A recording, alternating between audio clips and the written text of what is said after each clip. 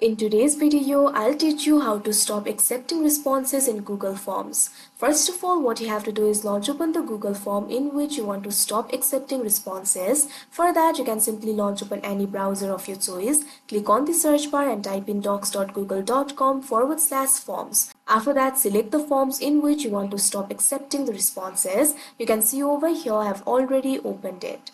Now over here, right now Google form is accepting the responses. So if you want to stop it, over here you'll be able to find the option for published.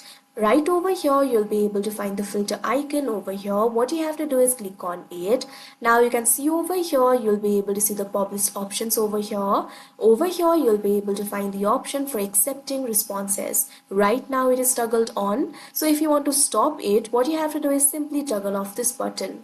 After you do that, simply click on this option save that you can see on the screen.